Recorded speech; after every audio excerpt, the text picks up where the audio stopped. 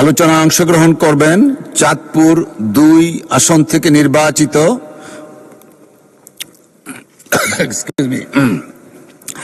মাননীয় সদস্য জনাব জালাল উদ্দিন। আমি দুঃখিত।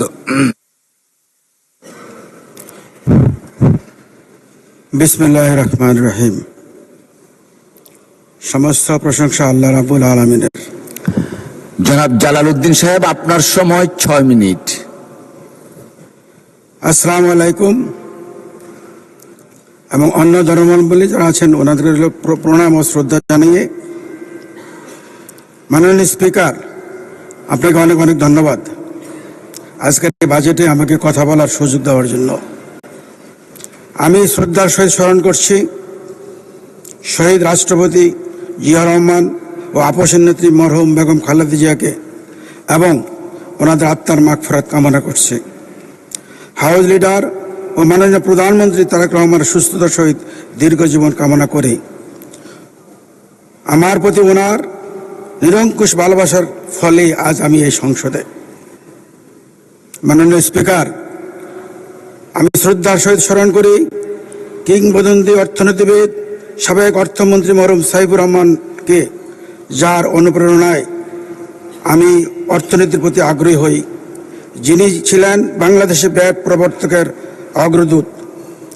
ধন্যবাদ জানাই মাননীয় বিজ্ঞ অর্থমন্ত্রীকে, যিনি বাস্তবসম্মত জনবান্ধব একটি বাজেট উপস্থাপন করেছেন। বাজেট উপস্থাপনের পর এই পর্যন্ত শুনি নাই কোনো জিনিসের দাম বেড়েছে। মাননীয় স্পিকার, কেবলমাত্র বাজেট পেশ করা হয়েছে, এর উপর দীর্ঘ আলোচনা হবে, সমালোচনা হবে, বিশ্লেষণ হবে, সংযোজন হবে, বিয়োজন হবে। এরপরে বোঝা যাবে পেশকৃত বাজেটটি প্রকৃত রূপ। এই বাজেট নিয়ে অনেকে প্রশ্ন করেছেন। আমি আমার এলাকার অনেক জ্ঞানী গুণীরা, আসলে তাৎক্ষণিক উত্তর দেওয়া কঠিন, তাই আমি কিছু কথা বাজেট নিয়ে, অর্থনীতি নিয়ে আমি বলতে চাচ্ছি। মাননীয় স্পিকার, থার্মোমিটার দিয়ে যেমন জ্বর মাপা যায়, গ্লুকোমিটার দিয়ে যেমন দেহের গ্লুকোজ পরিমাণ বোঝা যায়, অক্সিমিটার দিয়ে যেমন দেহের অক্সিজেন পরিমাণ বোঝা যায়, তেমনি অর্থনীতিও কিছু থার্মোমিটার, কিছু গ্লুকোমিটার, অক্সিমিটার আছে, যাকে আমরা বলি অর্থনীতিতে সূচক। যেমন জিডিপি, মুদ্রাস্ফীতি, ব্যাংক ব্যবস্থাপনা, ঋণ খেলাফি, রপ্তানি রেমিটেন্স, বৈদেশিক মুদ্রা রিজার্ভ, বেকারত্ব হার ইত্যাদি। অর্থনীতির প্রথম থার্মোমিটার হলো জিডিপি, যা দেশের অর্থনীতির গতি প্রকৃতি নির্দেশ করে। মাননীয় স্পিকার, জিডিপির ভালো কিছু লক্ষণ আমি উল্লেখ করতে চাই, যে লক্ষণগুলি দেখলে বোঝা যাবে দেশের জিডিপির অবস্থা ভালো। দেশে নতুন কলকারখানা বৃদ্ধি পাবে, নতুন কর্মসংস্থান বাড়বে, বিদ্যুতের ব্যবহার বাড়বে, রপ্তানি আয় বাড়বে, ব্যবসার সম্প্রসারণ ঘটবে। আর জিডিপি কি লক্ষণ থাকলে আমরা বুঝবো আমাদের জিডিপির অবস্থা খারাপ, সেই বিষয়ে আমি কয়েকটা পয়েন্ট তুলতে চাই। ১ নম্বর, কলকারখানা বন্ধ হয়ে যাবে, বেকারত্ব বাড়বে, বিনিয়োগ কমবে, উৎপাদন কমবে। তাই জিডিপি হলো অর্থনীতির শুধু থার্মোমিটারই নয়, এটি স্পিডোমিটারও বটে। মাননীয় স্পিকার, সেকেন্ডলি হলো ইনফ্লেশন, মুদ্রাস্ফীতি। আমি সংসদে মুদ্রাস্ফীতি নিয়ে কথা বলার সুযোগ পেয়েছিলাম, কিন্তু পুরাটুকু আমি বলতে পারিনি। আজও বোধহয় সেই সময়টুকু পাবেন না, কারণ আপনি যে সময় নির্ধারণ করেছেন, আমি আমার বেসিক কথাগুলি বলতে গেলেই সময় শেষ হয়ে যাবে। তারপরেও আপনি আমার দিকে একটু খেয়াল রাখবেন।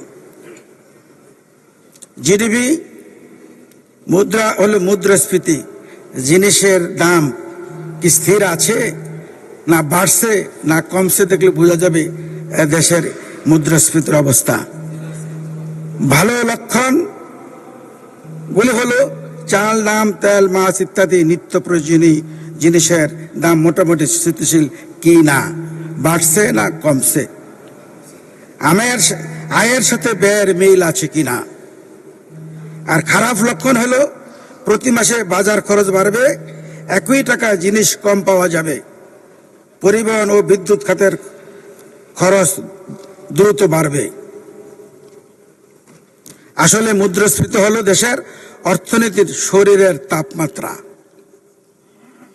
তাপমাত্রা বেড়ে গেলে যেন শরীরে জ্বর আসে, মানুষের কষ্ট বাড়ে, অস্বস্তি লাগে, তেমনি মুদ্রাস্ফীতি হলে জনগণের কষ্ট এবং অস্বস্তি বাড়ে।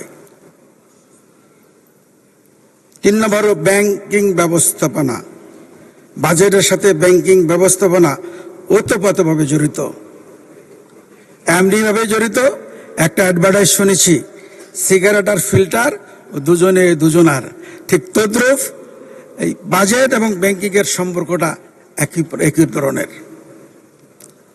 বাজেট ভালো কি খারাপ, তো ভালো লক্ষণগুলি হলো আমানতকারীরা সহজে লেনদেন করতে পারবে, ব্যাংকের আমানতকারীরা সহজে লেনদেন করতে পারবে, ঋণ নিয়মিত ফেরত পাবে, ব্যাংকের মুনাফা বাড়বে, খেলাফি ঋণ কমবে, ব্যাংকের সিআরআর এবং এসএলআর যথাযথ থাকবে।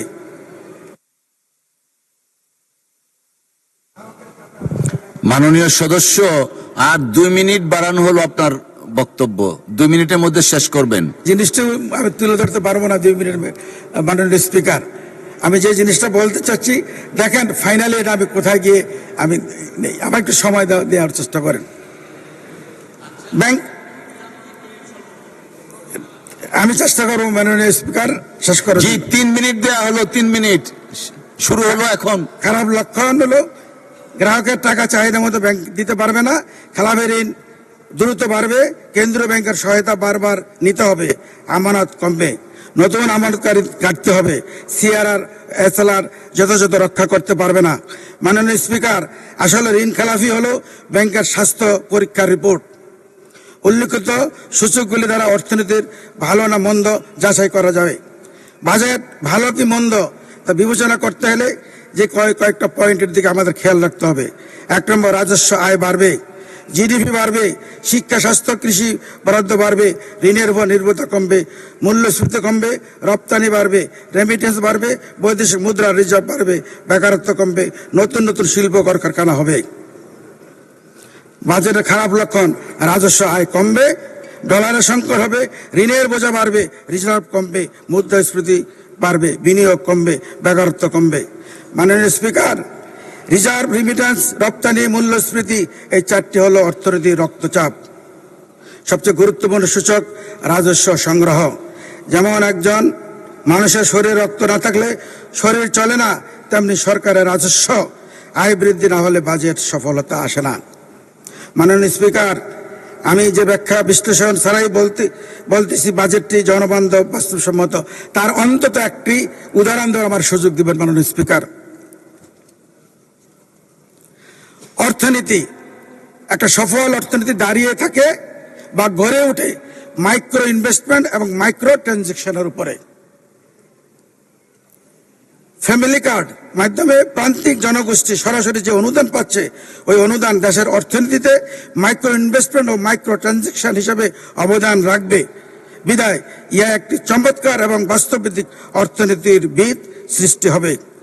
পাশাপাশি প্রান্তিক পর্যায়ে ডিজিটাইজেশন ব্যবহার, সামাজিক নিরাপত্তা, নারীদের অর্থনীতিতে সম্পৃক্ত করা, নারীদেরকে সম্মানিত মূল্যায়নের জন্য একটি সুন্দর উদ্যোগ ফ্যামিলি কার্ড ও কৃষক কার্ড বাজেটে বাস্তবায়নের প্রথম পদক্ষেপ। মাননীয় স্পিকার, আমাদের সংসদ নেতা মাননীয় প্রধানমন্ত্রী ফ্যামিলি কার্ড ও কৃষক কার্ডের মাধ্যমে বৃহৎ অর্থনীতির সৃষ্টির লক্ষ্যে যে মাইক্রো ইনভেস্টমেন্ট অ্যান্ড মাইক্রো ট্রানজেকশনের বিস্থাপন করেছেন, নিঃসন্দেহে একটি সুদূর প্রসারী, বাস্তব এবং নতুন উদ্যোগ। ওনার এই নতুনত্ব, চিন্তা ভাবনা, ধ্যান ধারণা প্রতিটি চমকপ্রদ বিদায় উনি পারবেন এই দেশকে সঠিকভাবে মেরামত করে একটি টেকসই অর্থনীতি রাষ্ট্র উপহার দিতে। তিনি দিন দিন ওনার প্রতি মানুষের আস্থা, ভালোবাসা বেড়ে যাচ্ছে।